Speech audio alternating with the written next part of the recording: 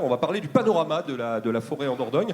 Je vais d'abord accueillir Ingrid Bonnem, qui est responsable spécialiste au département analyse des forêts de l'IGN, Institut géographique national. Elle est avec nous. Bonjour Ingrid, soyez la bienvenue.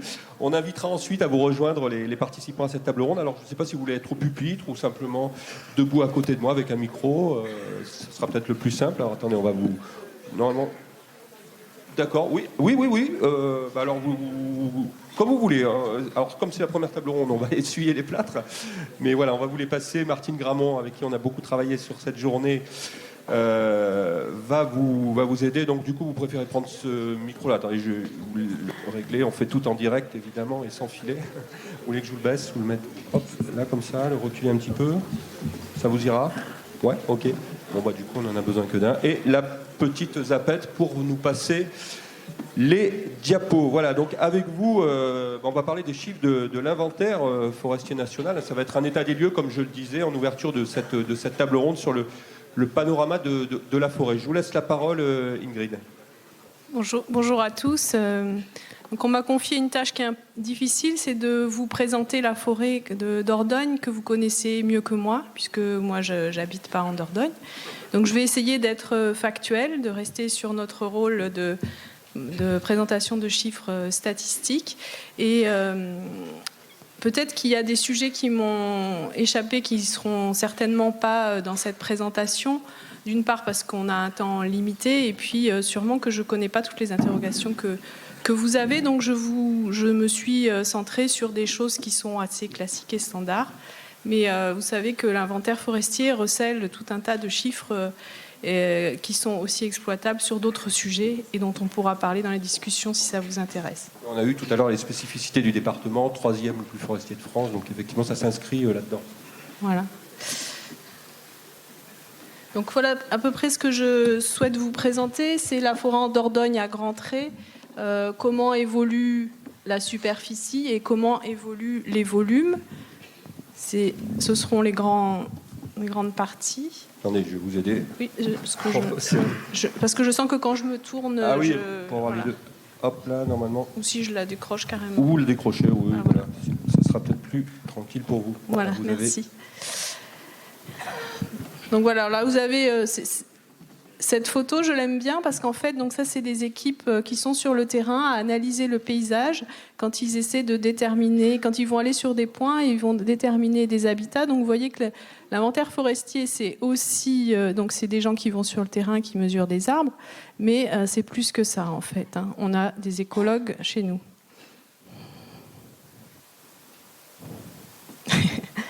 Alors, quel type de forêt avez-vous en Dordogne?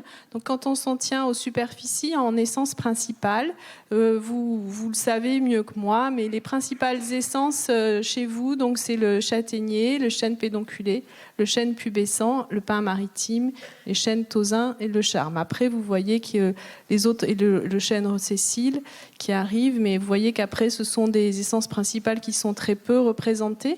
Donc on voit déjà que c'est quand même beaucoup des essences feuillues. Juste pour vous situer la superficie, les taux de boisement de votre département, vous l'avez présenté tout à l'heure, donc c'est un département très forestier en France, il a 414 000 hectares de forêt et le taux de boisement c'est 45%, donc c'est un des départements où il y a le plus de forêt en France, donc derrière les Landes et la Gironde, et devant le Jura et les Vosges. Donc après, on passe aux essences que je vous ai déjà commentées. Alors, quel type de bois il y a dans vos forêts à part le type d'essence principale, il y a évidemment des arbres. Les arbres sont mesurés individuellement et on retrouve à peu près la structure qu'on a en surface sur les volumes, avec par contre une inversion pour le pin maritime qui se trouve en termes de volume en deuxième position derrière le chêne pédonculé et devant le châtaignier qui est juste derrière et le chêne pubescent. Ensuite, vous avez, donc j'ai regroupé les essences par rapport au graphique précédent, d'autres feuillus indigènes. Vous avez surtout donc des feuillus, à part le pin maritime, un ensemble de conifères qui sont regroupés ensemble, et le deuxième résineux le plus important étant le pin sylvestre chez vous. Comment ça se répartit dans l'espace ? Donc vous connaissez votre département mieux que moi, mais j'imagine que du coup les résineux là sont plutôt en bas dans la plaine, les parties roses et pas maritimes. Et puis plus on monte, plus on a des feuillus, et puis vers aux confins, vers le massif central, vous avez des hêtres. En termes de... Donc vous aviez tout à l'heure les essences principales, et là je vous présente une distribution des habitats naturels, puisque l'inventaire forestier relève aussi les habitats naturels en forêt. Alors j'ai l'impression qu'on ne voit pas très bien les couleurs, mais c'est un petit peu ce que je montrais tout à l'heure, aux confins vers le massif central. Là-haut, vous avez des hêtraies potentiels, vous avez des chênaies acidiphiles qui sont sur les points rouges, vous avez des chênaies plutôt thermophiles qui sont en jaune, des chênaies charmées en vert, et quelques petits points verts un peu plus clairs de chênaies vertes. Ça peut servir de test pour l'ophtalmo, ça. Si on voit bien les couleurs. Disons que sur mon écran, c'était un peu différent. Mais là, ça, et c'est toujours la surprise on les voit bien, là, hein, je pense que... de la projection. Alors, voilà. Comment évolue la superficie des forêts de Dordogne? Donc, ce n'est pas une photo de chez vous, ça ne vous a pas échappé. Je ne reconnaissais pas, là. C'est dans les Alpes du Sud. Voilà. Donc, quelle est l'évolution? Avant de vous parler spécifiquement de la Dordogne, il me semblait important de replacer ça dans le cadre national. Et donc, vous l'avez dit tout à l'heure, l'évolution des superficies françaises c'est une évolution à la hausse. Et vous avez sur la carte l'évolution entre 1985 et la dernière campagne de l'inventaire de 2021. Vous voyez que la Dordogne, ce n'est pas le département sur lequel l'évolution est la plus forte, mais on partait déjà sur des superficies importantes. Et donc vous voyez que là où ça augmente le plus fort, finalement, c'est dans le sud de la France, et puis dans l'ouest et le nord de la France. Vous avez aussi un graphique qui part des enquêtes historiques. Donc 1840, où on considère à peu près au minimum de la superficie forestière française, avec à peu près 9 millions d'hectares. Et vous voyez qu'on est en progression constante pour arriver aujourd'hui à 17 millions d'hectares en France. En Nouvelle-Aquitaine, quelle est la progression? Donc on se rapproche un petit peu de la Dordogne. Donc là, c'est des chiffres que depuis 2007, c'est-à-dire à partir du moment où on a changé de méthode à l'inventaire. Et vous voyez une augmentation et une baisse, en fait, qui est quand même relative, puisqu'en fait, tout ça, c'est dans le même intervalle de confiance. Donc pour nous, il n'y a pas vraiment d'évolution là dans les dernières années. Donc en Dordogne, qu'est-ce qu'il se passe donc depuis 1980, depuis les campagnes d'inventaire départementaux de l'IGN, de l'inventaire forestier à l'époque. Donc on observe une augmentation aussi. On a l'impression là d'une stabilisation entre 82 et 2007 et d'une poursuite de l'augmentation. Au chiffre 2018, c'est une année moyenne. Donc en fait, c'est les dernières campagnes, sauf la dernière, je crois, assemblées en une seule valeur. Donc vous voyez qu'en fait, la tendance en Dordogne, elle est à peu près la même qu'en France. On est aussi dans une augmentation des superficies forestières. Alors je ne sais pas si du tout c'est des questions qui se posent ici en Dordogne, mais on entend beaucoup à travers la France, oui, mais finalement, toutes les forêt qu'on a, c'est de l'enraisinement, etc. Donc, un collègue a travaillé pour moi pour comparer les deux cartographies de la forestière que nous avons, donc, qui ont seulement 10 ans d'écart, entre 1900, à peu près 2000, et 2002 et 2012. Et pour vous afficher en fait les surfaces qui ont été enraisinées sur le département entre ces deux cartographies forestières. Donc on les voit pas très bien, mais c'est des petits points. Je ne sais pas si vous les voyez. Ils sont rouge, là, c'est ça ? Ils sont rouges, mais alors voilà. Et en fait, ça représente 1180 hectares, soit à peu près 120 hectares par an, ce qui reste quand même tout à fait modeste au regard de la superficie totale de la forêt de Dordogne de 440 000 hectares.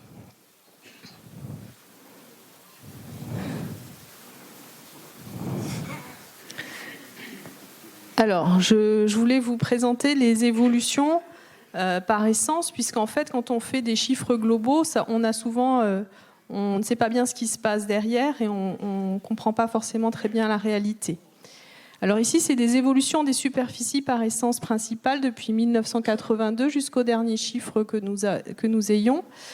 Et je voulais vous signaler ce qui est marqué en rouge, en gros, rupture de méthode essence principale.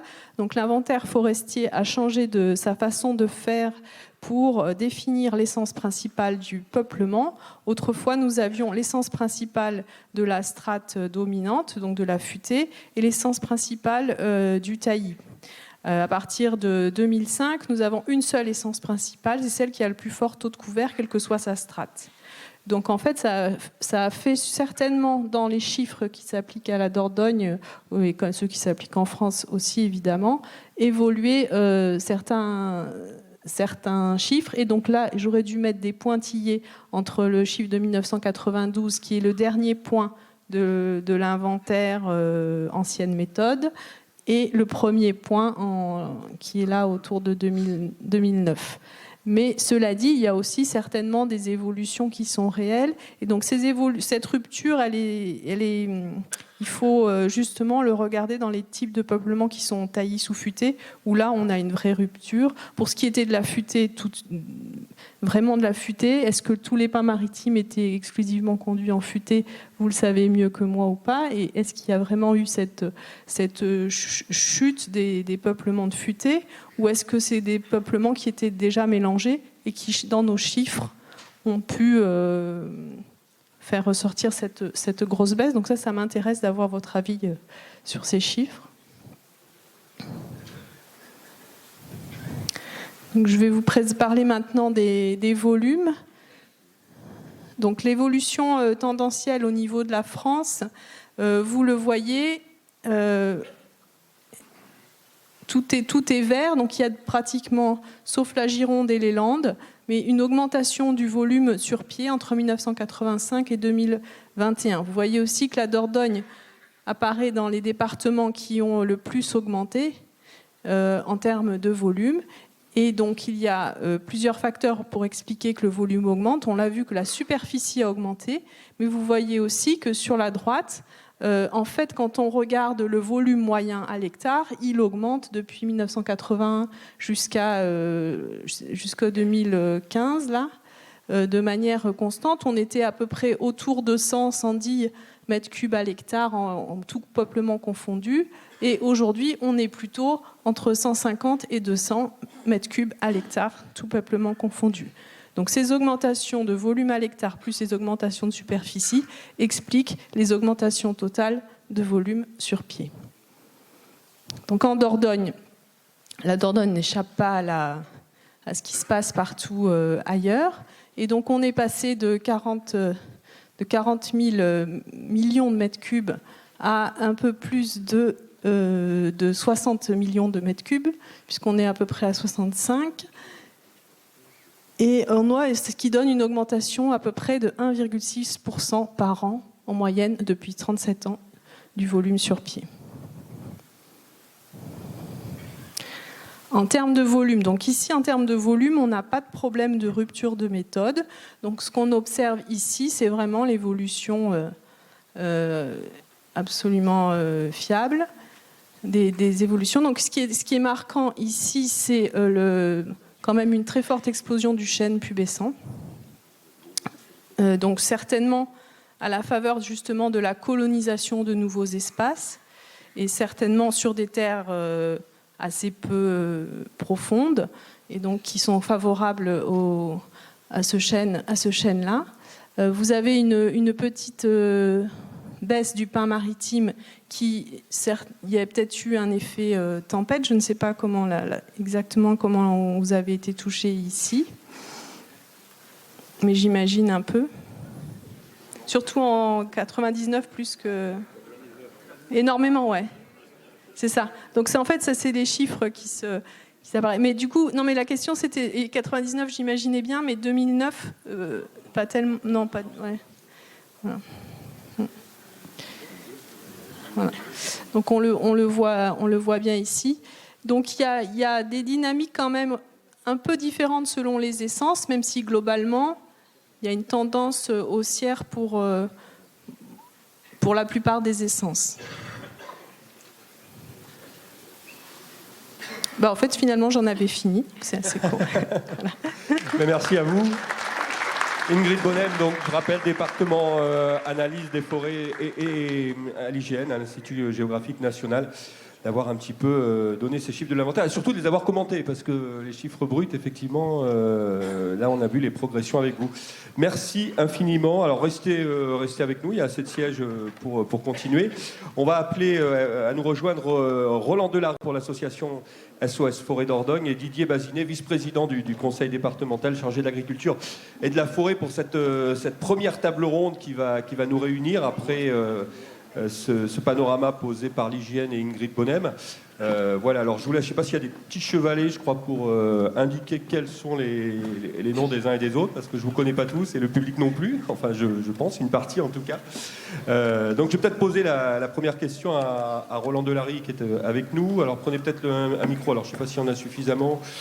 Oui, celui-là, voilà par exemple. Bonjour à vous, je disais que vous étiez le nouveau directeur national du CNPF, qui n'est pas seulement le nom de l'ancien MEDEF, mais qui est aussi celui du Centre national de la propriété forestière, qui est un service public. Vous allez nous dire un petit peu à quoi vous servez, et votre message, c'est de dire que tous les propriétaires doivent se sentir responsables. On l'a senti dans les discours un petit peu avant, que chacun fasse ce qu'il a à faire finalement pour maintenir cette forêt. Je vous laisse quelques mots de présentation, monsieur Delary. Très bien, merci beaucoup.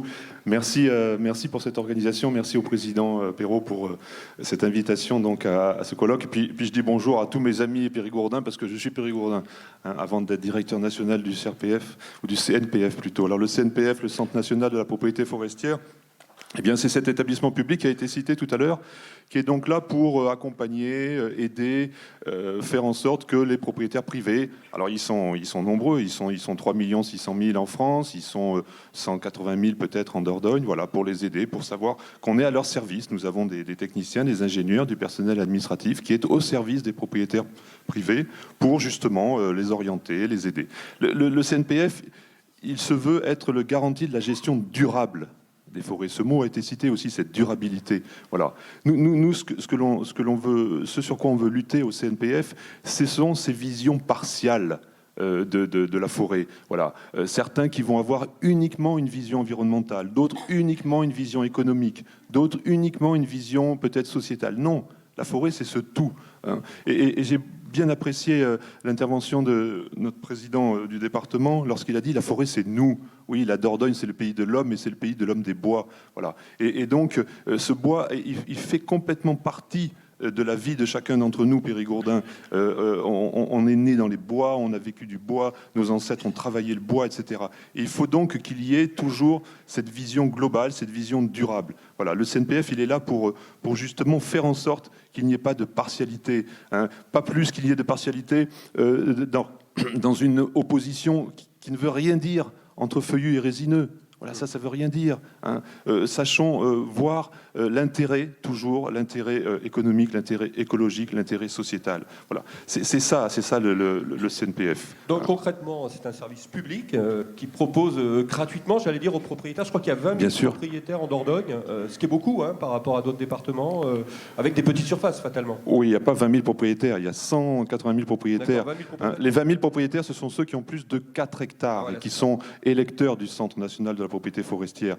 Mais donc vous voyez, ça veut dire qu'il y en a 150 000 ou 140 000 qui ont moins de 4 hectares, mais qui sont des propriétaires. Et c'est ça l'essentiel. Hein. Voilà, la forêt, elle est à 98 ou 99% même privée ici, parce que parce que je l'ai dit tout à l'heure, elle fait partie de chacun d'entre nous, elle est presque dans nos gènes. Nous sommes des hommes des bois, hein, les Périgourdins. Donc voilà. Et donc notre service, effectivement, est gratuit, c'est un service public, hein, et vous pouvez appeler les techniciens, les ingénieurs du CNPF lorsque vous avez vraiment une interrogation. Et donc aujourd'hui, ces propriétaires, le problème c'est quoi? C'est de remembrer un petit peu ces parcelles. Le mot n'est pas juste puisque c'est ce qu'on a fait en agriculture, mais c'est d'essayer de les rapprocher. Je crois que ça a été évoqué par les intervenants tout à l'heure. Oui, alors je n'utiliserai pas le mot remembrer, parce que remembrer, bon, derrière il y a toute une connotation de perte d'identité, etc. Cette forêt périgourdine, oui, peut-être rapprochée, peut-être regroupée. Cette forêt périgourdine, on y va chercher des champignons, on y va chasser la palombe, on y va caver des truffes, etc. Chacun a envie de la posséder, de la garder. Lorsqu'il y a des successions, on voit bien, elle est à nouveau divisée, hein, donc on ne pourrait pas remembrer d'un côté et puis s'apercevoir que tout est redivisé de l'autre. Non, ce qu'il faut, c'est d'abord en avoir une conception globale, une conception, comme je l'ai dit, durable, globale. Regrouper, lorsque l'on a des interventions à faire, bien sûr, c'est intéressant parce que des entreprises de travaux forestiers seront peut-être plus à même d'intervenir sur une parcelle, sur un ensemble de parcelles regroupées. Voilà. Avoir aussi une vision de la mosaïque paysagère de cette forêt. Hein. Tout à l'heure, je parlais d'être impartial. N'opposons pas des systèmes de sylviculture. N'opposons pas les coupes rases à des régénérations naturelles ou à des sylvicultures irrégulières. Non, tout a son intérêt économique, mais son intérêt écologique aussi. Hein. L'ouverture d'un espace par une coupe, c'est l'arrivée de nouvelles espèces animales, de nouveaux oiseaux, des essences que l'on appelle héliophiles, c'est-à-dire qui ont besoin de lumière, etc. Donc n'opposons pas les choses. C'est ça qu'il faut voir. Et je crois que ce département de la Dordogne, il est vraiment caricatural pour cela. On a le pouvoir, nous, en Dordogne, de montrer que l'on est une forêt intégrée, une forêt globale, une forêt durable. Ne nous opposons pas. Merci Roland Delary, on reviendra vers vous. Je pense qu'il y aura quelques questions tout à l'heure. Je vais passer la parole à Nicolas Lecoeur, alors qu'il va prendre un micro. Vous pouvez vous le passer, il n'y a pas de souci. Vous êtes, vous, le adjoint au chef de service forêt-bois à la DRAF, la direction régionale de l'agriculture et de la forêt. Pardon, vous venez de Limoges, hein, puisque maintenant c'est la grande région, donc voilà, on intègre le Limousin, évidemment. Vous vouliez insister, vous, sur l'aspect réglementaire. Vous êtes un peu le gendarme de la forêt, c'est comme ça que vous diriez, ou c'est un peu caricatural? Je vais un peu vite en besogne. Alors bonjour à tous et merci pour l'invitation. Donc c'est compliqué de passer après Roland Delary qui est l'établissement public qui, pour l'État, moi je représente l'État là aussi aujourd'hui, s'occupe de la forêt privée, et en Dordogne on a 99% de forêt privée. Donc voilà, donc c'est souvent à ces services que je me réfère quand on travaille sur la forêt en Dordogne. L'aspect réglementaire, je sais, alors au niveau de l'État, c'est pas la partie que l'État souhaite mettre en avant actuellement au niveau de la gestion de la forêt. L'objectif dans la forêt française pour l'instant, et tout particulièrement en Dordogne, à mon sens, c'est de connaître cette forêt. On est là aujourd'hui pour parler des spécificités locales, excusez-moi, du massif et de comment les prendre en compte. Je crois que la réglementation, elle n'est pas dans cette prise en compte des spécificités. La prise en compte des spécificités, ça commence d'abord par la connaissance de cette forêt, et la connaissance de cette forêt qui va amener derrière des gestions adaptées par rapport à cette forêt. La connaissance, on en a un déficit. Roland l'a dit, il faut qu'on arrive à faire en sorte qu'il y ait un regroupement, une meilleure connaissance, une meilleure appropriation par les propriétaires forestiers. Actuellement, en Dordogne, on doit avoir, si je ne me trompe pas, entre 15 et 20% des forêts qui ont un document de gestion durable. Je reviens sur la réglementation. Le document de gestion durable, c'est le document obligatoire à partir d'une certaine surface en France pour la forêt, qui détermine justement quels sont les objectifs de cette forêt. Alors bien sûr, c'est le propriétaire qui choisit, mais il les choisit par rapport à une connaissance de cette forêt. Il faut bien voir que les essences forestières, c'est des arbres qui sont adaptés à des stations forestières, à des sols, à une topographie, à un climat, à un certain nombre de choses. Et derrière, il y a des objectifs qui peuvent être donnés avec des tendances économiques, avec des tendances environnementales, avec des tendances d'accueil. Mais tout ça, en fait, doit cohabiter en connaissance de ces essences forestières et de ce qui est adapté. Et là, la grosse problématique, c'est que notre forêt, elle est mal connue, même si on a eu des chiffres IGN tout à l'heure, qui sont des chiffres globaux sur le département. Elle est mal connue et elle évolue très très vite du fait des changements climatiques, du fait des évolutions actuelles. Et là, on a besoin justement d'aller vers cette connaissance et de faire une gestion adaptée. Et l'État, par rapport à ça, et ça a été très bien cité par le secrétaire général de la préfecture tout à l'heure, a mis en place un certain nombre de dispositifs pour justement incitatifs pour accompagner à ces adaptations, sans chercher à faire. Alors, ça y est, je vais utiliser les mots coupe rase, plantation de résineux. Non, dans les dispositifs de l'État, on est sur des systèmes où il y a de la transformation de peuplements qui ne sont plus adaptés. Malheureusement, les conditions ont évolué, ces peuplements sont en train de dépérir, où voilà, on est dans des situations en fait, d'impasse sylvicole, et on peut aller de la transformation de ces peuplements jusqu'à des améliorations, de la régénération naturelle, tout ça en essayant de rechercher les essences qui sont les mieux adaptées et le mélange qui sera, on va dire, cohérent par rapport à la situation de la forêt. Et pour ça, il faut la connaître, donc j'insiste là-dessus. En termes réglementaires, ensuite, voilà, on a ces notions de documents de gestion durable, on a aussi des notions réglementaires sur les coupes, mais ces notions réglementaires, en fait, elles suivent les indications des documents de gestion durable. C'est vraiment le document de gestion durable qui est la base de cette réglementation au niveau français pour justement avoir une réflexion et une gestion de la forêt qui peut avoir un panel complet de possibilités. Justement, vous parlez de hiérarchie des usages, ça c'est une notion importante, et multifonctionnalité de la forêt, c'est un petit peu pour rebondir sur ce que vient de dire Roland Delary. Voilà, alors... Multifonctionnalité de la forêt, on en a parlé. Compris, oui. Hiérarchie des usages. Alors là, on rentre dans une notion un peu différente. On est sur l'utilisation des bois et donc en fait la sylviculture qu'on met en place par rapport à cette utilisation des bois.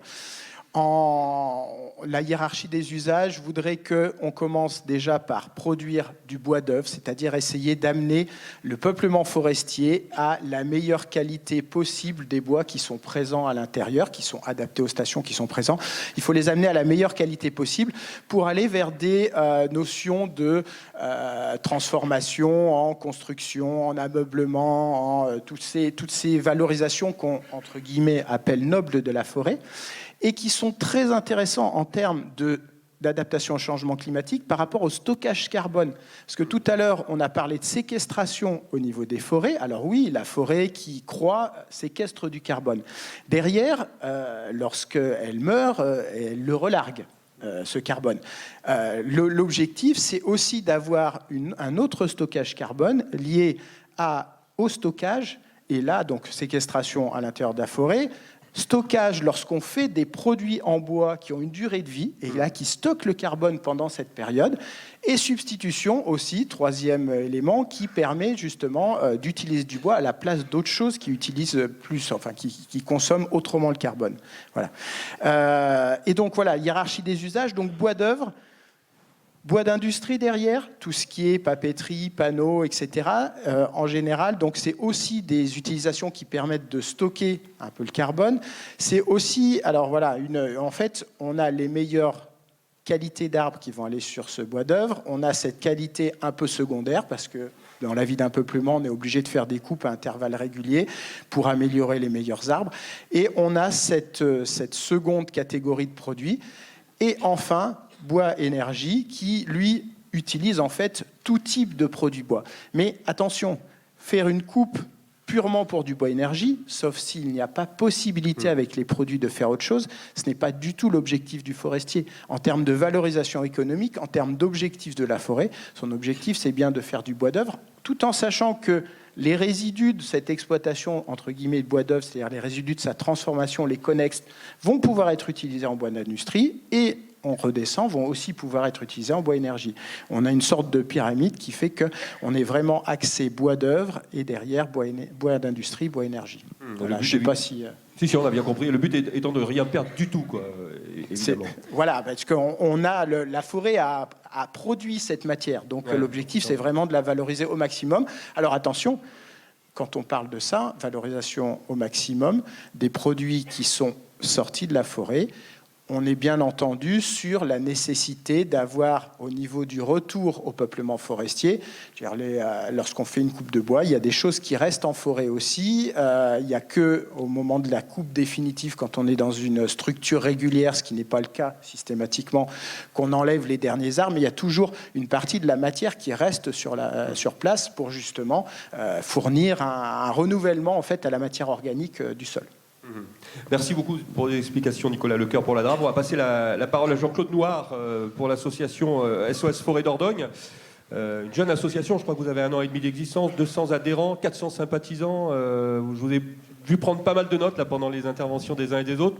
Vous voulez réagir un petit peu à tout ce qui a été dit sur les multiples usages de la forêt, notamment? Vous êtes d'accord avec ça?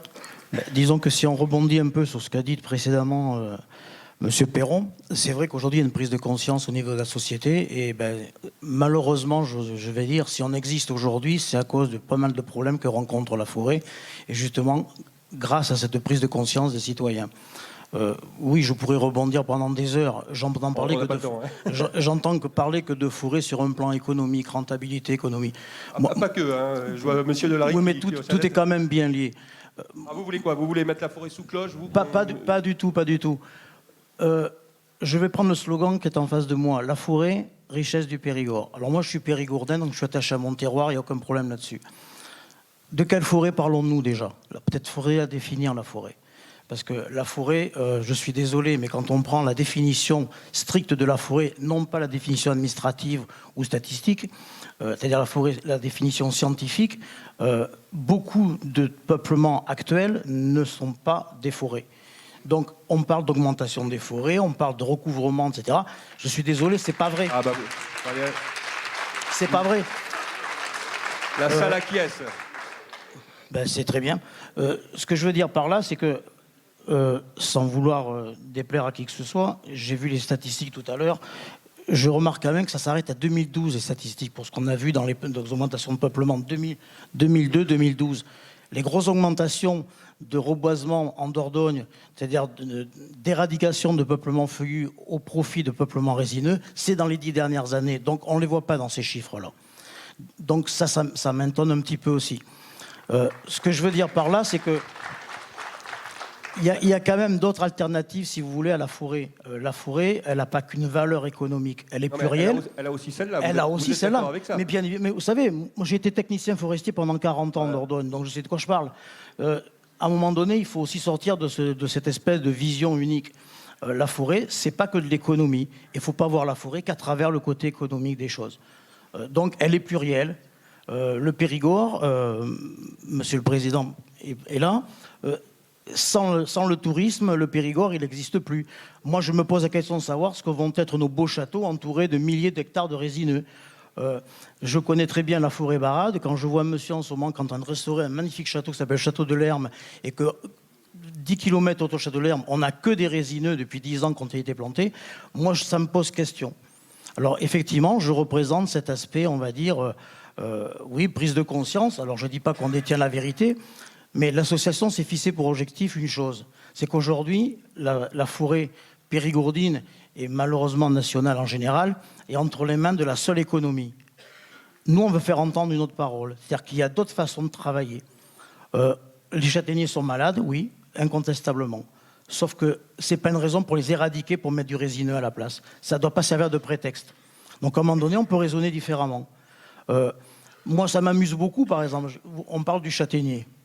Moi, j'ai rencontré un propriétaire l'autre jour qui m'a dit « Ben oui, vous comprenez, j'ai fait venir un technicien, il m'a dit qu'il fallait absolument reboiser mes châtaigniers qui étaient malades, ils avaient la maladie de l'encre. » Et on m'a dit « Ben oui, il faut mettre du chêne rouge d'Amérique. » C'est bête, c'est une essence qui est extrêmement sensible à l'encre aussi. Donc, il y a des moments, l'économie passe avant la raison. Donc, moi, quand je lis dans le journal, par exemple, qu'on veut que la Dordogne, ou l'Aquitaine, mais plus précisément la Dordogne, on y fasse 4 essences principales, à savoir le pin maritime, le penthéda, le peuplier, et la quatrième, c'est, je ne sais plus lesquelles, mais enfin bon, ce sont que des essences à valeur économique, et les autres, elles deviennent quoi là-dedans? Donc, nous, on est là pour s'interroger. On ne détient pas la parole. Moi, je ne veux pas dire que j'ai raison ou j'ai tort, mais force est de constater que aujourd'hui, notre association, je veux dire, les gens qui sont dans l'association, c'est quasiment un plein temps. On reçoit tous les jours des dizaines de mails de gens, des coupes rases partout en ce moment, c'est la catastrophe dans plein de secteurs, en forêt barade, partout. Il y a des secteurs qui ont été touchés par certains phénomènes climatiques, comme la grêle il n'y a pas longtemps.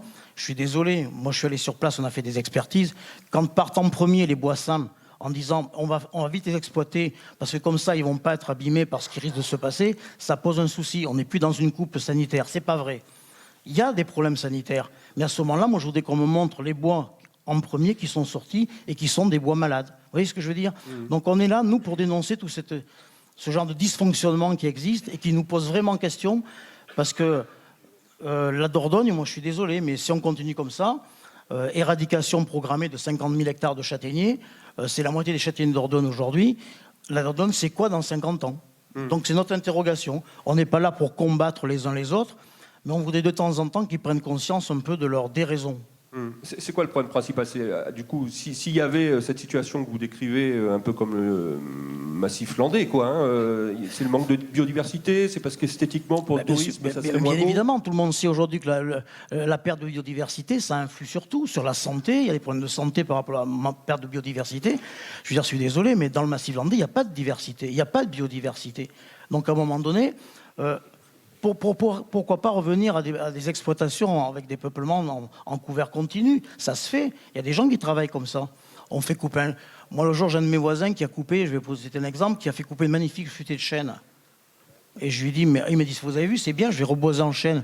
Mais je dis, pourquoi vous n'avez pas laissé 50 semenciers à l'hectare pour faire un semis naturel? Ah ben, il m'a dit, parce qu'on m'a dit que j'aurais pas de subvention, mais pour ce que je suis en train de faire à replanter, ça va rien me coûter. Ça, si c'est pas de l'économie, je veux qu'on m'explique ce que c'est, tout simplement. Donc il y a un effet pervers ou un effet... Exactement. Effet pervers ou effet d'aubaine pour les uns et les autres. Exactement. Vous, Exactement. Alors vous avez des fans dans la salle. Hein, comme disait M. Perron, la société civile est en train de s'emparer du problème et ça ne fait qu'effectivement que commencer. Oui. Bon, je pense que vous aurez des choses à dire pour le futur plan. Madame de l'hygiène, oui, pardon, Ingrid Bonnem, vous voulez préciser quelque chose, je pense, sur les chiffres que vous avez commentés. Oui, c'est ça. Je sais pas, ça marche? Oui, tout marche. Non, sur la différence entre 2012 et 2002, c'est tout simplement parce qu'on a fait ce travail sur les cartes forestières et que c'est les 2 seules éditions qui existent. Malheureusement, il va bientôt y avoir une version actualisée de la couche forestière, alors pas aussi précise que la version précédente, mais sur laquelle on pourra distinguer feuillus et résineux, refaire ces calculs. Cela dit, les chiffres de volume par essence, ils sont bien plus actuels, puisque ça, oui, tout à fait. D'ailleurs, ils sont parlants. Ça inclut la dernière année de 2021. Si on n'avait pas dans la catégorie de bois d'œuvre les résineux, on n'aurait pas grand-chose dans Dordogne, sinon du bois énergie. Hein. Vous avez quand même les feuillus qui sont majoritaires. Oui, mais non. Dans le schéma que vous avez montré, non, je suis désolé. En bois d'œuvre, c'est le résineux qui arrive en premier, donc le pin maritime. Mais bien sûr que si. Mais tant mieux. On a vu que sur 10%... On a vu que sur 10% de la surface totale, il y avait des résineux, hein, et que ces résineux, justement, participent à une majorité de bois d'œuvre. Bien, mais tant mieux si ce bois peut sortir de là. Moi, je voudrais réagir sur... Allez-y, Roland Delary. Je m'excuse, mais je prends le micro pour réagir donc, sur les propos de Jean-Claude, que je connais bien, qui a été un serviteur de l'État, et donc il faut pas qu'il oublie cette multifonctionnalité. Et ce que je disais tout à l'heure, ne clivons pas les choses. On n'est pas là pour s'opposer, Jean-Claude. On n'est pas là pour dire il y a d'un côté l'environnement, il y a d'un côté l'économie, la mauvaise économie, etc.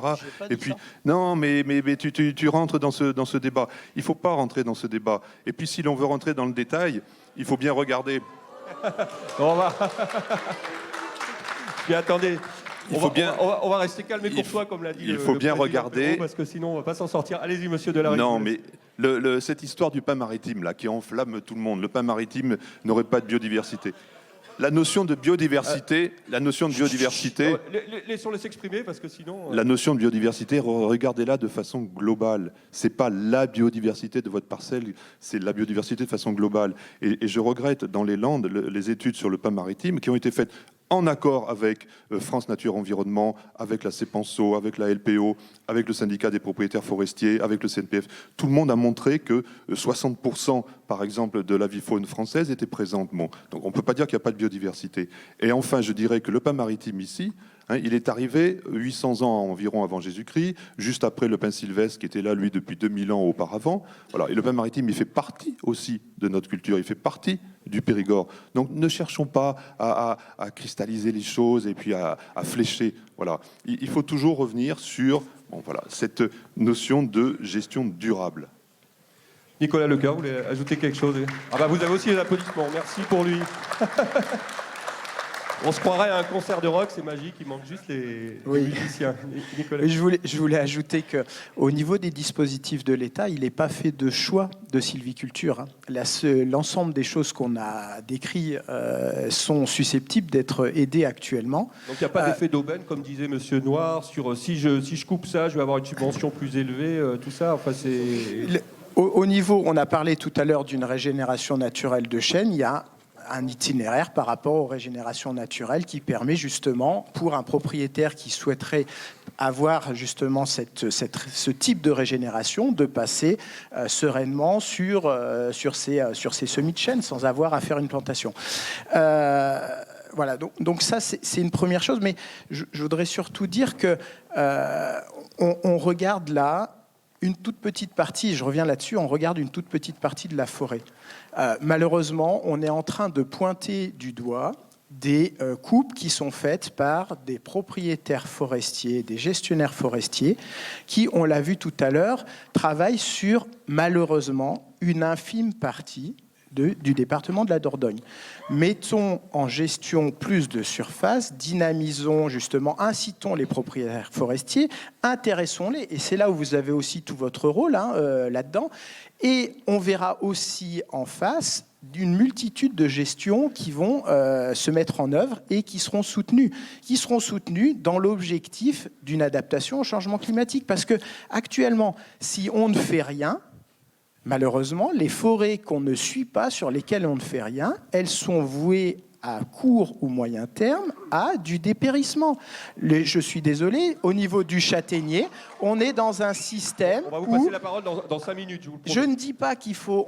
Personne n'a dit qu'il fallait éradiquer le châtaignier. Le châtaignier fait partie des essences qui sont prônées en termes de matériel forestier de reproduction pour la Dordogne. Seulement, le taillis de châtaignier actuellement en place, lui, est voué à mourir et à relarguer du carbone dans l'atmosphère d'une manière, non utilisée. Et voilà, donc on est sur un système où il faut connaître et gérer cette forêt sans a priori sur la manière dont on va le faire. Et pour l'instant, on est en déficit. Les gens que vous décrivez au début, c'est des mauvais élèves, c'est ça. Il y a des mauvais élèves qui font des coupes rases un peu n'importe comment. Il faudrait qu'il y ait une gestion plus raisonnée, c'est ça que vous dites? Ah non. J'ai dit qu'il fallait qu'il y ait une gestion partout. Un maximum de gestion pour pouvoir faire évoluer cette forêt. Si on ne fait rien, de toute façon, elle va dépérir. Par contre, lorsqu'on la connaît et qu'on la gère, il y a des cas où il y a des améliorations qui sont possibles. Il y a des cas où, malheureusement, sanitairement parlant, et c'est un cas qui est très courant, on a besoin d'intervenir fortement. Et il y a aussi des itinéraires par rapport à certaines essences où il y a des choix qui sont faits de renouveler la totalité d'un peuplement. Un peuplement qui a été planté en pin maritime, et on a cité tout à l'heure que les résineux, c'était environ une quinzaine de % de la surface de la Dordogne, et ils ne sont pas en augmentation, puisqu'on a vu que les augmentations de surface forestière, ça a été dit par l'IGN tout à l'heure, c'était essentiellement de la surface feuillue.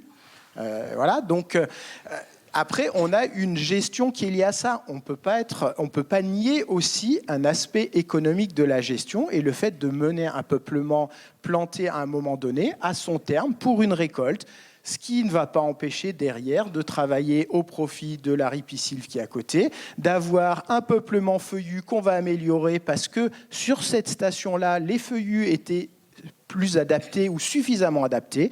Et puis sur cette autre station où malheureusement, parce que là je vais dire malheureusement, l'état du sol, la frugalité du sol faisait que finalement la forêt ça a été du pin maritime. Ça a été du pin maritime à la place de pas grand-chose. Et ça, il faut bien le prendre en compte dans la situation forestière. Allez, Jean-Claude Nouard, un petit mot, et puis après ce sera la parole à monsieur Bazinet, qui n'a pas parlé encore. Oui. Je vous laisse reprendre sur ce qui a été dit. Oui. Simplement j'aime pas trop les chiffres, mais je vais en citer, mais qui ne sont pas les miens, qui sont de la préfecture de région, donc c'est quand même l'administration. Bilan de l'année 2021 sur le plan de relance. 83% en résineux de reboisement et 17% de feuillus. En région, oui, mais la Dordogne suit ça aussi. Les chiffres que j'ai l'autre jour, moi, officiellement, c'est 85% de reboisement actuellement en Dordogne sont en résineux. Donc, à un moment donné, on ne peut pas dire que ce n'est pas vrai. Il y a des chiffres ce ne sont pas les miens, ce ne sont pas les nôtres, ce ne sont pas ceux de SOS Dordogne, ce sont ceux de la région. Je vous confirme les chiffres, il n'y a aucun problème. Voilà, donc on est bien quand même sur une dynamique dans résine. 2,8 millions d'hectares, la surface de forêt de Nouvelle-Aquitaine.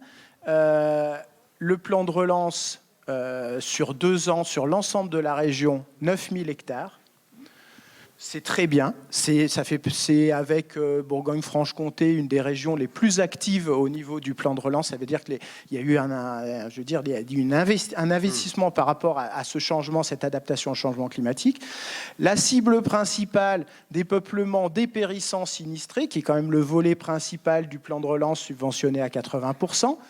Et on se retrouve avec justement des peuplements qui n'étaient pas adaptés, une étude et station essence qui a souvent amené à un peuplement qui était à tendance résineuse pour remplacer ces peuplements sanitaires, et oui, un peu plus de 80% de résineux plantés.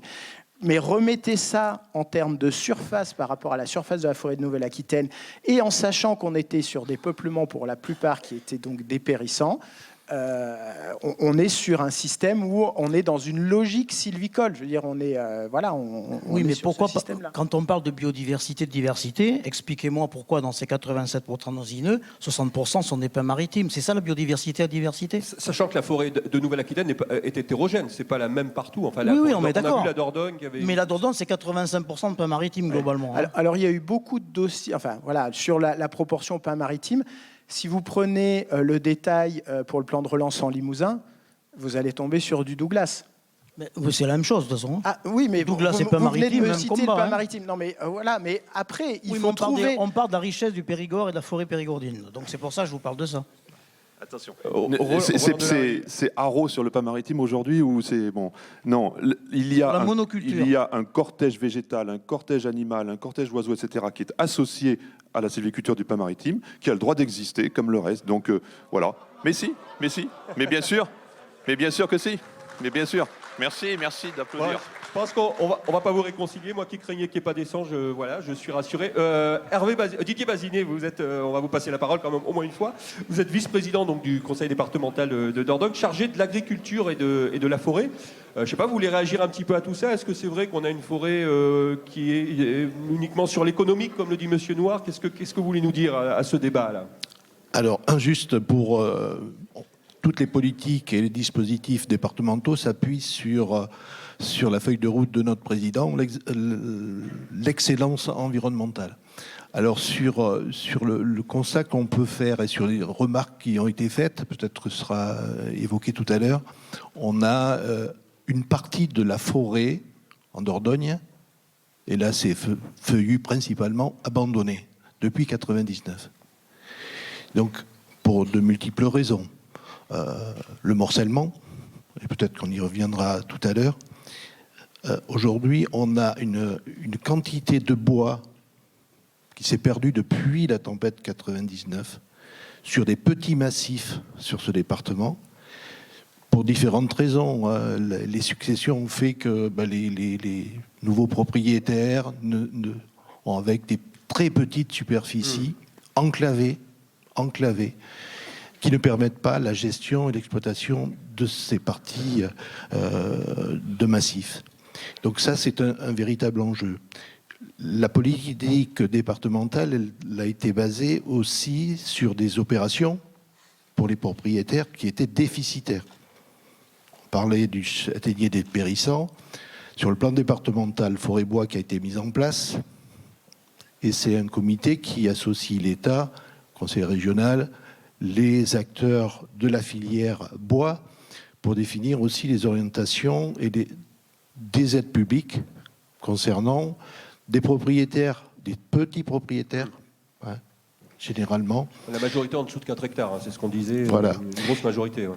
Et la difficulté pour ces gens-là, c'est de pouvoir réimplanter des nouvelles essences. Et comme ces gens-là ont des opérations déficitaires, si nous n'étions pas là, eh bien rien ne s'y ferait, ce serait complètement anarchique au niveau de la forêt. Et donc, il y avait aussi sur l'exposé qui a été fait, sur l'augmentation de la surface forestière, on peut le mettre en corrélation avec la déprise agricole. Sur certains secteurs, effectivement, la déprise agricole s'est accentuée et on a vu sur des courbes lors de la présentation, donc 92 stabilité, augmentation après, tout simplement réforme de la PAC et des parties, là aussi, d'un type d'agriculture où le parcellaire est très très éclaté. Donc aujourd'hui, la nature a horreur du vide et sur des parties du territoire, ben, c'est la forêt qui a pris le dessus. Mais aussi des difficultés pour les nouveaux propriétaires, parfois qui héritent de biens agricoles, de parcelles agricoles. Ben, le choix qu'ils ont fait, plutôt que de louer leur parcelle, avec le statut du fermage qui est assez protecteur pour l'exploitant agricole, et donc mais ils ont là aussi planté de nouvelles essences à certains endroits peupliers ou autres. Hein. Donc on a cette augmentation qui est aussi due à cette déprise agricole qui est importante. Et donc le département accompagne effectivement cela. Et quand on sait le morcellement de la forêt sur pas mal de massifs, on a une compétence obligatoire, c'est l'aménagement foncier. Donc à partir de l'aménagement foncier agricole, forestier et environnemental, on a sur les certaines communes monté des opérations avec le souhait des maires et des conseils municipaux, des opérations d'aménagement foncier qui ont permis de constituer un parcellaire, je dirais, plus conséquent, aménager dans le cadre des travaux connexes aussi une sécurisation de ces forêts, parce que le réchauffement climatique, on l'a vu cette année avec les incendies, on sécurise aussi nos forêts et les pistes des SCI et des accès sur des parcelles désenclavées enfin, grâce à l'aménagement foncier. Le regroupement, comme disait M. Delarue, des parcelles. Ouais. Oui. Comment vous le voyez, ce futur plan départemental forêt-bois là? C'est difficile de concilier, il y a 3 personnes qui sont sur des avis complètement divergents. Comment vous allez faire? Non, mais je pense réellement qu'on le fait avec raison. Tout a été construit avec raison. Et on le fait avec un partenariat, avec des enjeux qu'on a tous identifiés. Je crois que le propriétaire forestier, il est très attaché à son bien. Alors, je suis sur une partie du département qui a été fortement touchée par la grêle. Le Ribéracois, oui. Oui, totalement détruit. On voit des propriétaires anéantis. Eux ont perdu leur environnement et leur patrimoine. Et ces gens-là, ils attendent aussi de l'aide parce que le paysage a complètement changé. Il est lunaire aujourd'hui. C'est impressionnant. Et donc cela, je crois qu'il doit être pris en compte. On ne peut pas avoir une propriété forestière. C'est assez passionné. Hein. On le voit bien dans les aménagements forestiers. La passion qu'ont les gens de la petite parcelle de bois qui appartenait au grand-père. Donc c'est passionné. Donc ils y tiennent, vraiment. On n'est plus dans l'économie pour certains. C'est bien entendu. Du patrimoine familial, historique. Oui, mais dans le même temps, il faut exploiter. Si le bois arrive à maturité, il faut bien l'exploiter. Comment fait-on naturel quand les tomates sont mûres, on les cueille, non? Donc, et le bois, c'est pareil. C'est aussi une gestion. Et j'ai pas l'impression que les propriétaires ne soient pas attachés à leurs biens. Si aujourd'hui, il y a des coupes sur cette partie dévastée, c'est que c'est une obligation, parce qu'il se serait bien gardé de vivre ce cauchemar-là. Allez, Jean-Claude Loire, un dernier mot. Voilà. Merci pour les applaudissements. Jean-Claude Noir, un dernier mot, et puis après on prendra des questions dans la salle. Je pense Deux toutes petites remarques. Quand on parle d'augmentation, pour rebondir sur ce que vous venez de dire, la déprise agricole, ce qu'il faut quand même savoir, c'est que quand on prend l'augmentation de la surface boisée en Dordogne notamment, au vu des statistiques de l'inventaire forestier, maintenant je ne sais plus l'appellation, IGN, etc., enfin bon, ça a changé, ces accrues forestières sont comprises dans l'augmentation de la surface forestière. C'est-à-dire que ce ne sont pas des bois. Au niveau du code forestier, ce n'est pas considéré comme un bois pendant 30 ans. Mais par contre, au niveau statistique, on le considère comme un bois pour l'intégrer dans la surface forestière. Là, ça pose un gros problème, parce que les accrues forestières sont très importantes en Dordogne. Comme vous le disiez, la déprise agricole est importante. Mais ce n'est pas pour autant qu'on est sur des bois. Donc quoi, c'est des terres à l'abandon, vous diriez? Ce sont des terrains qui sont plus des terres agricoles, plus trop des friches, mais qui ne sont encore pas des bois. Donc pourquoi les classer, les mettre dans la surface forestière pour dire... Parce que la raison souvent qui est avancée, c'est de dire oui, mais arrêtez, ça suffit, la surface augmente. Oui, elle augmente de façon artificielle, parce que c'est pas la surface forestière qui augmente, ce sont ces accrues qui viennent abonder la surface forestière. Donc à un moment donné, c'est plus acceptable. Je me sens un peu obligée de répondre. Ingrid Bollem, ouais. Alors, justement, si c'est un accru, c'est un processus naturel de colonisation de la végétation et c'est exactement un mouvement naturel et je ne vois pas, franchement, il faut m'éclairer, mais je ne vois aucune raison pour ne pas considérer un terrain couvert d'arbres qui peuvent atteindre une certaine hauteur comme n'étant pas de la forêt. Ça a toujours été le cas, la forêt a toujours colonisé comme ça. Et si on considère que la forêt doit rester ce qu'elle était il y a au minimum forestier en 1850, et on passera à côté de la moitié de la superficie de la forêt française. C'est la définition même de la forêt, quoi, qu'il faut... Le cadastre a énormément de retard sur la réalité terrain. Si vous prenez les chiffres de la forêt du cadastre, ils sont bien loin de la superficie de la forêt que nous, on observe. C'est pas parce que le cadastre a la raison, c'est parce que le cadastre est en retard sur la réalité du terrain. Allez, merci. On n'est pas habitué, mais c'est bien, ça donne de l'énergie. On va vous confier la parole quelques minutes. Il nous reste un quart d'heure. Alors, je ne sais pas les micros. Ah, je vois une première main qui s'est levée. C'est la première que j'ai vue. Je ne sais pas si c'est la première en vrai, mais voilà, monsieur. Alors, je vais juste vous demander de vous présenter, savoir de quel organisme. Alors, je suis Christian Pagnès. Je fais le plus beau métier du monde, c'est celui de retraité de l'enseignement agricole. Surtout en ce moment. Je parle au titre que je suis propriétaire forestier, je vote au CNPF, dans la vallée de l'Homme. Et je cueille mes arbres de manière à essayer de respecter, puisque je suis dans la vallée de l'Homme, le paysage touristique si cher à M. Perrault.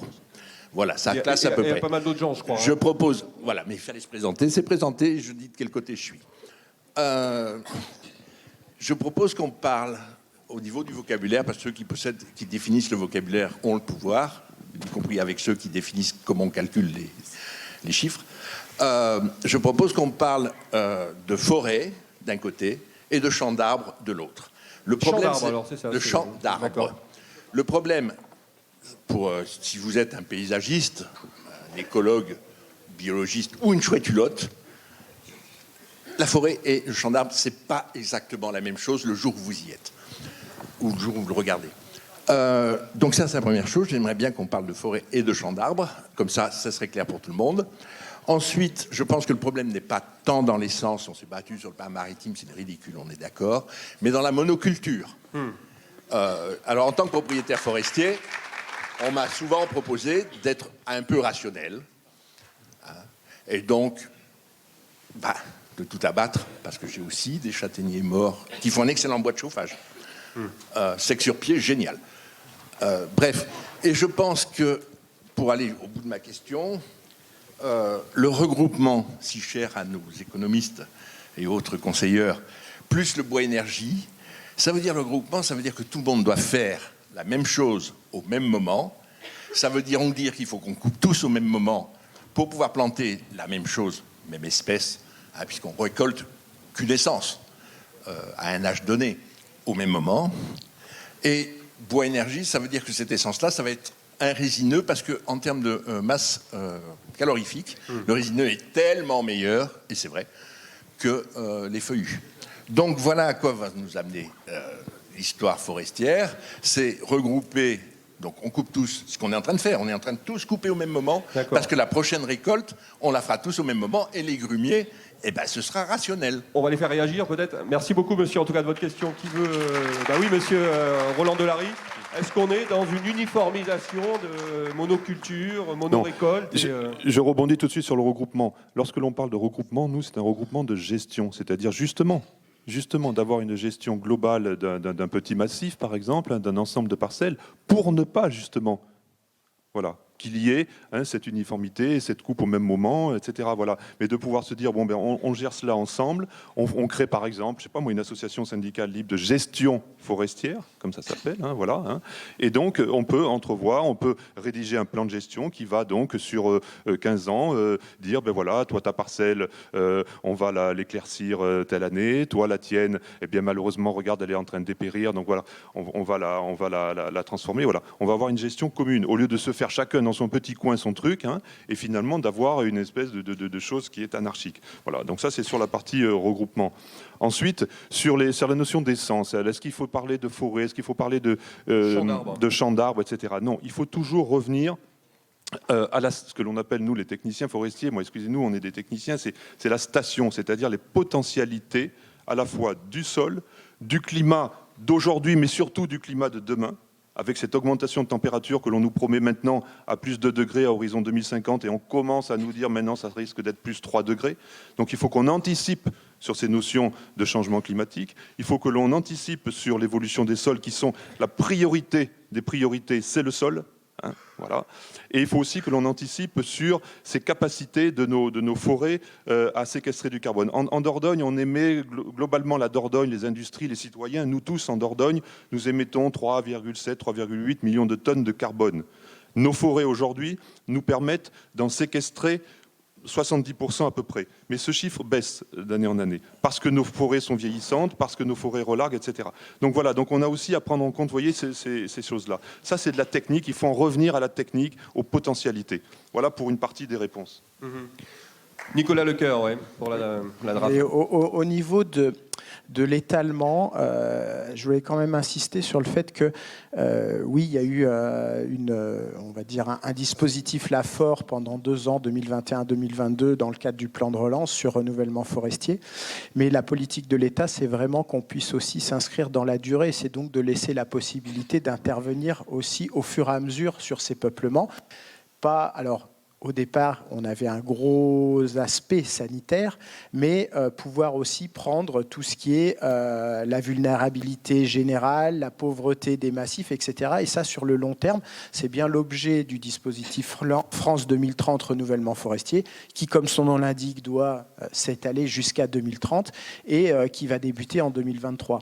On n'est pas du tout sur un one-shot, couper tout maintenant, et parce que c'est le moment de renouveler. Oui, il y avait des choses à faire au niveau sanitaire, mais on s'inscrit dans la durée au niveau de ces politiques d'adaptation au changement climatique. Et monsieur Nord, un tout petit mot. Oui, je vais dire. Ça va aller dans le même sens que monsieur, j'imagine. Non, ça va compléter ce qu'il dit, tout simplement. Je pense qu'on n'est pas capable de tirer les leçons de l'histoire. On est en train de faire juste de la forêt ce qu'on a fait d'agriculture dans les années 50-60, c'est-à-dire industrialisation, mécanisation. Donc c'est normal qu'on fasse des arbres alignés parce qu'il faut pouvoir les couper avec des machines adaptées, il faut, etc., etc. Donc on a vu ce que ça donne en agriculture, malheureusement, nos enfants verront ce que ça va donner en forêt. C'est tout. Allez, une autre question, pendant qu'on vous applaudit. Peut-être un peu plus courte que la précédente, pour qu'on puisse en prendre 2 ou 3 encore. Alors, je ne sais pas qui, je vois pas des mains se lever, j'ai pas trop de lumière. Là, alors monsieur, attendez, on va vous passer le micro pour que toute la salle vous attende. Il y a un petit mot qui vous aide, quel organisme? Oui, bonjour, Bernard Marès. Je suis gestionnaire forestier et président de la section Fibois Dordogne. Je voudrais simplement remettre un peu ces chiffres en perspective. Effectivement, on reboise actuellement en gros 80% en résineux pour 20% en feuillu. Mais ça représente quoi par rapport au massif forestier? On représente à peu près 1200 hectares par an. Soit sur 400 000 hectares, ça représente 0,3% de la surface. Donc Jean-Claude, si tu sais encore, si tu as une calculette, on n'est pas prêt à inonder le département de résineux. Pardon? On n'est pas prêt à inonder le département de Résineux en reboisant 0,3% de la surface par an. Non, on est d'accord. Sauf que quand on prend les chiffres, c'est pas les miens, c'est l'IGN. On voit qu'en l'espace de 20 ans, le feuillu a perdu quasiment 15 à 18% au profit des feuillus. Si, ce sont les chiffres de l'inventaire forestier. C'est pas les miens. Non, actuellement, c'est pas vrai. reboisement. Ça n'a quasiment pas changé depuis la dernière étude qu'on avait faite en 92, avant les tempêtes. On avait en gros 30 000 hectares de forêts qui avaient été reboisées. Et pas qu'en Résineux, et pas qu'en Pin-Maritime. On a eu la tempête là-dessus. Actuellement, entre les différents plans de relance, les compensations et les reboisements qui sont subventionnés par le conseil départemental, actuellement, on est toujours autour de 30 000 hectares de peuplement reboisé, artificiel, de champs d'arbres, comme disent certains, sur le département. Donc c'est pareil, si on remet en perspective ce que représente ça, c'est ridicule. On est à 3% de la surface en champs d'arbres. Donc il faut quand même voir que sur un département qui a en gros 100 000 propriétaires, des propriétés qui sont inférieures à 4 hectares de moyenne, c'est impossible que tout le monde gère sa forêt de la même manière. Il y aura toujours de la biodiversité parce qu'un propriétaire va peut-être choisir de reboiser. Et à mon goût, il n'y en a pas assez. C'est le problème de la forêt de Dordogne. Or, tu parles de forêt, on peut parler effectivement de bois. Pourquoi? Parce qu'effectivement, on est une forêt de taillis. Et le taillis, c'est la plus pauvre des rémunérations, effectivement, économiquement, du département. Maintenant, même en biodiversité, est-ce qu'on parle de biodiversité par peuplement? Un taillis de châtaignier mûr, bien couvert, je pense qu'il y a moins de biodiversité que quand il a été coupé les premières années où le soleil rattraque le sol. Est-ce qu'on parle de biodiversité au mètre carré, à l'hectare, au niveau d'un massif? Il y a aussi, on parle beaucoup de biodiversité, mais on ne donne pas de chiffres. C'est quoi les indices de biodiversité? Quelles sont les proportions de biodiversité entre un peuplement résineux, un peuplement de taillis de châtaignier ou une futaie de chêne? On parle de biodiversité, c'est moins, c'est plus, mais on ne sait pas. On n'a pas de chiffres là-dessus, enfin, on ne donne pas de chiffres là-dessus. C'est pas moi qui vous les donnerai, j'y connais pas assez pour ces choses-là. Mais ça m'inquiète quand on parle de biodiversité, de comparaison, sans donner de chiffres. Après, par an, il y a à peu près 3000 chantiers qui se font par an. Ce sont des moyennes sur les 5 dernières années, ça n'a pas beaucoup bougé. 3000 chantiers par an, 3000 propriétaires. Là aussi, également, 3% des propriétaires qui font quelque chose en forêt. C'est que là, relativement très très faible. On est loin d'exterminer les taillis en Dordogne et d'exterminer la forêt en bois énergie, en bois d'œuvre ou autre. Sachant que dans le bois d'œuvre feuillu résineux, c'est 179 000 mètres cubes pour le résineux, 120 pour le feuillu. Donc ça montre bien qu'on a une forêt essentiellement feuillue en Dordogne, mais je dirais avec des potentiels de peuplement et de qualité qui sont relativement faibles et qui conviendrait effectivement d'améliorer. Très bien. Merci beaucoup d'avoir mis tout ça en perspective. Au moins, ça, on va pas se battre sur les chiffres, mais au moins on a différentes sources. Est-ce qu'il y a encore une ou deux questions avant qu'on passe à... Oh là, il y en a plein partout. Alors là, par ici, là, voilà, il y a le premier, le monsieur avec la barbe. Voilà, exactement, il s'est levé. Bonjour, pareil, présentez-vous en 2 mots, oui. Et puis vous pouvez rester debout, il n'y a pas de problème. D'accord, bonjour à tous, je m'appelle Julian Blight, je suis pépiniériste, mais attention, d'arbres plutôt fruitiers, champêtres et petits fruits à Montagnac-la-Crems. Je trouve que ces échanges sont super intéressants, donc c'est super de pouvoir confronter la vision un peu ancienne avec la vision plus moderne. Ce que je voulais juste dire, c'est qu'on n'a pas chacun s'y retrouvera. Chacun s'y retrouvera. On n'a pas du tout parlé du sol. Et en fait, si j'ai bien, ouais. Alors, si j'ai bien lu mes leçons, on peut planter d'abord on plante une forêt, puis elle dépérit un peu parce qu'en fait on l'exploite plus comme l'exploitaient nos ancêtres avec le taillis sous-futé qui permettait d'avoir une forêt immortelle finalement. Voilà.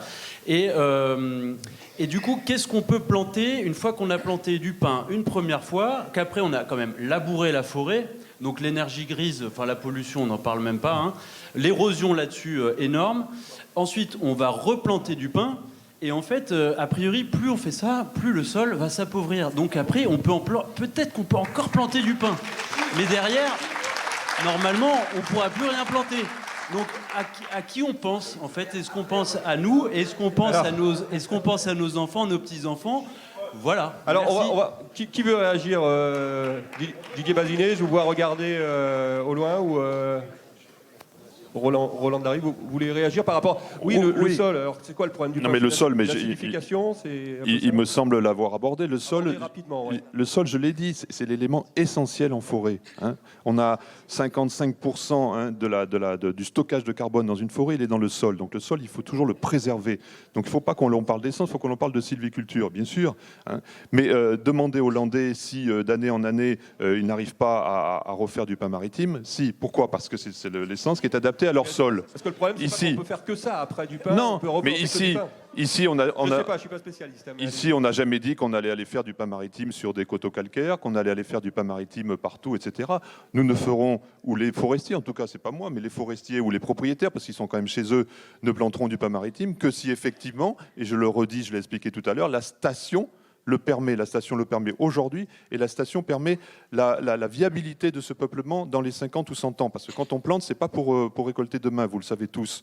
Donc voilà, donc il est hors de question. Est-ce que vous croyez qu'un propriétaire, il a envie de tuer son territoire, de tuer sa parcelle ? Non, il va le faire justement. Hein, et donc il y a des outils aujourd'hui, j'en citerai un par exemple, parce qu'il a été développé par l'Institut pour le développement forestier, BioClimSol, comme biodiversité, vous voyez, climat et sol, qui donc prend en compte ces trois éléments pour déterminer, avec une hausse de température de plus 2 ou de plus 3 degrés, quelle est l'essence sur ce type de sol, dans ces conditions, etc., qu'il faut installer pour qu'il y ait une pérennité. Justement, est-ce qu'on réfléchit à de nouvelles essences, aujourd'hui peut-être méditerranéennes, qui pourraient remplacer et survivre ? Alors, on peut et on réfléchit à de nouvelles essences, mais on y réfléchit globalement. C'est-à-dire qu'on y réfléchit aussi avec tout leur cortège. Qu'est-ce qu'elles vont apporter ?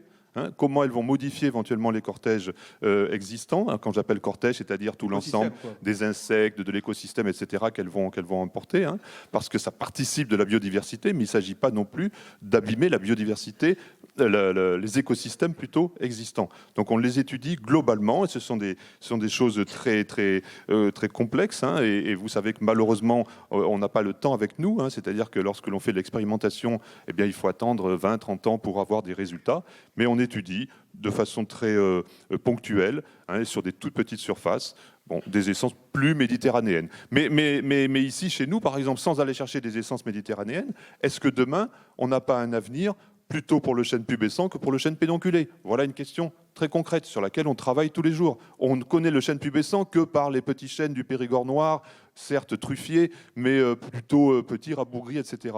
Or, on sait qu'il existe aujourd'hui par sélection naturelle, récolte de glands sur les plus beaux chênes pubescents, que l'on pourra faire demain du chêne pubescent qui remplacera malheureusement ou heureusement, je ne sais pas, le chêne pédonculé qui est en train de dépérir parce qu'il n'a plus sa place.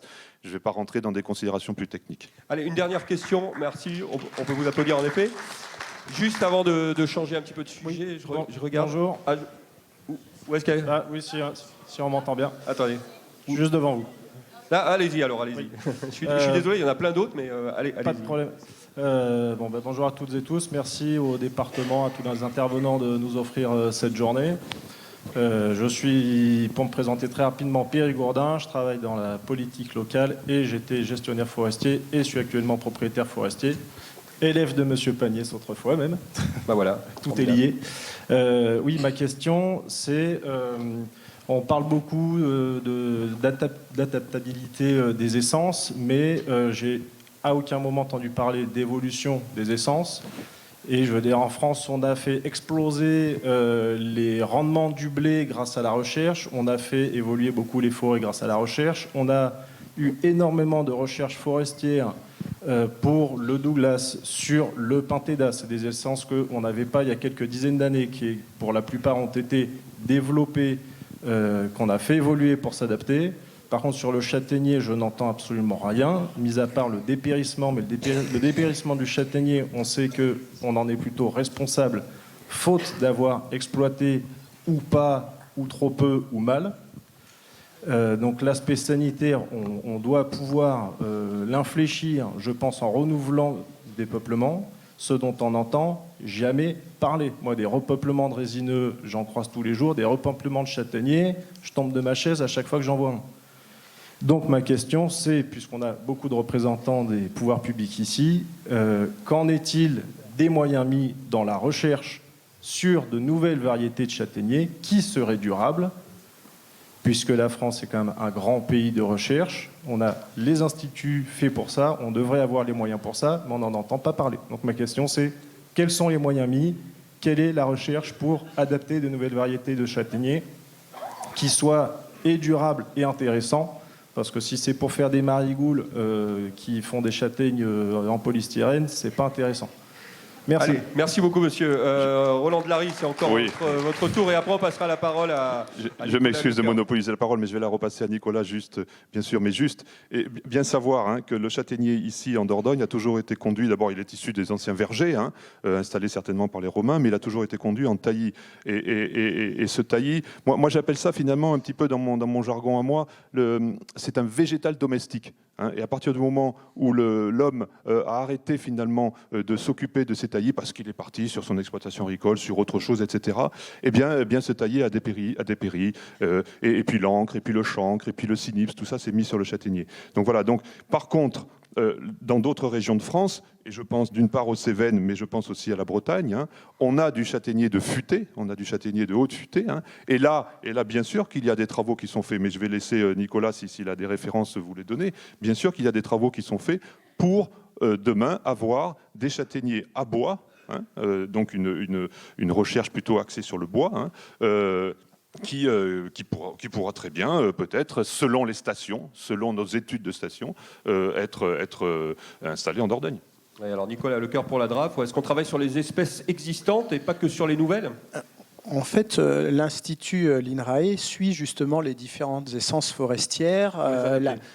Pardon ? Tenter de les adapter à ce qui... Alors, pas systématiquement pour tenter de les adapter. Attention, au départ, quand on travaille sur ces essences forestières, et notamment sur des essences feuillues qui ont des, on va dire, révolutions beaucoup plus longues en termes de durée avant qu'elles se reproduisent, avant qu'elles donnent des arbres justement sur lesquels on peut tester les niveaux de qualité et de croissance, en fait, il est mis en place en France un certain nombre de peuplements de référence qui sont des peuplements qui permettent de dire, voilà, ce peuplement alors je vais rester sur le châtaignier, ce peuplement de châtaignier, alors suffisamment pur pour qu'il n'y ait pas on va dire d'interférence, mais où on puisse récolter, etc.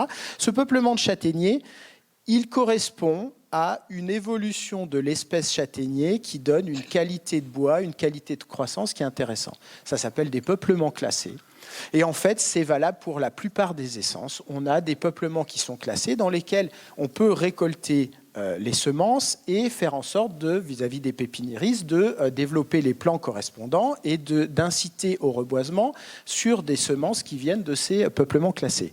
L'intérêt le travail de l'INRAE là-dessus, c'est de repérer, en fonction justement de l'évolution des peuplements sur l'ensemble du territoire, des peuplements qui sont à un instant T en bonne condition, on va dire, de croissance et donc de pouvoir les sélectionner, de dire, on fait évoluer nos semences, en fait, au fur et à mesure. C'est-à-dire que le peuplement classé d'il y a 40 ans n'est peut-être plus un peuplement qui est adapté aux changements climatiques, aux conditions climatiques.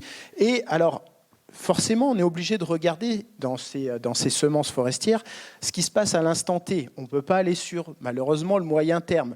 Mais globalement, on travaille sur ces semences forestières en essayant justement de sélectionner et de faire évoluer ces peuplements classés pour voir quels sont les peuplements dans les différentes essences qui sont les mieux adaptés à un moment donné. Et c'est aussi lié à des répartitions géographiques, on va plus loin que ça, et donc par rapport à telle situation de climat et de sol, on sait que c'est tels peuplements classés qui sont les plus adaptés. Voilà. Merci de la réponse. Didier Basigny, on va peut-être vous laisser... Alors non, il y a Ingrid Boengen qui voulait ajouter quelque chose pour l'hygiène, oui. Oui, c'était plus essayer de donner une petite note d'optimisme dans ces débats un peu frontaux. C'était pour vous indiquer, il y a une diapo qui, je ne sais pas, a sauté là qui n'est pas passée et qui concernait en fait les forêts anciennes. Les forêts anciennes de Dordogne, en fait, il faut que vous sachiez, il y a 55% de vos forêts actuelles qui sont des forêts anciennes et qui sont des forêts qui donc étaient forestières au minimum forestiers. Et on donc, en parlera cet après-midi, je fais juste une petite parenthèse, il y aura un topo spécifique sur les forêts anciennes. Donc voilà, c'est pas la peine de beaucoup développer, mais du coup, ce qui est sûr, c'est que c'est des forêts qui sont considérées comme plus riches en termes de biodiversité, et donc l'homme a su le préserver quand même dans une bonne part dans votre département. Donc ayez confiance aussi dans les forestiers. Didier Bazinet, peut-être le mot de la fin, vous n'avez pas beaucoup parlé alors que vous êtes quand même élu du département et que vous êtes l'un des organisateurs de cette journée. Qu'est-ce que tout ça vous inspire? Bon, il y a du boulot, hein. Oui, il y a du travail sur la forêt, mais je crois qu'il faut aussi mettre en lumière l'évolution du métier, du monde de l'entreprise forestière. Monsieur Noir comparait l'évolution de l'agriculture et l'évolution de la forêt. J'ai fait ma carrière paysan et j'étais bien content de ne plus travailler avec les bœufs. Donc ça a évolué. Aujourd'hui, on a effectivement des entreprises qui se sont développées. Et effectivement, dans l'image que l'on donne de l'exploitation forestière, c'est comme l'exploitation des terres agricoles. Donc on a effectivement des outils qui sont dimensionnés aux surfaces et à l'exploitation et aux besoins et à la rentabilité des entreprises. Même si ce n'est pas toujours très populaire, la preuve. Mais il n'empêche, il faut prévoir aussi qu'on a de plus en plus de mal à trouver aussi de la main-d'œuvre, même dans ces métiers difficiles. Et si ce métier-là n'avait pas évolué, on serait encore plus en difficulté. Ça ne donne pas quitus à toutes les pratiques, ça j'en suis conscient, mais il faut dire que ces métiers-là ont évolué. L'économie de la filière aujourd'hui sur ce département est importante et je crois qu'il faut aussi avoir à l'esprit que l'on soit propriétaire ou exploitant ou simple habitant, je crois qu'on a une chance inouïe, c'est d'avoir un paysage quand même préservé sur ce département. Si on connaît des aléas climatiques sans y revenir, et c'est là où on s'aperçoit qu'on a très peu d'impact, que la main de l'homme a très peu d'impact par rapport aux effets climatiques. Et en plus, avec ces changements climatiques qui arrivent, qui sont là, très prégnants, c'est à nous aussi de travailler pour l'avenir de cette forêt, pour qu'elle soit durable et qu'elle soit un vrai patrimoine commun. C'est ce qui a été dit donc en introduction. Je crois que c'est un patrimoine commun. Et donc, on le respecte. Et je crois que cet environnement, franchement, ce serait dommage. Et je ne vois pas qui, aujourd'hui, aurait intérêt à le détruire. Eh bien, merci Didier Bazinet. Ce sera le mot de la fin pour cette table ronde. Merci à tous pour vos questions. Évidemment, on aurait aimé en prendre beaucoup plus, mais le temps qui est imparti, on a même tout petit peu débordé sur la prochaine.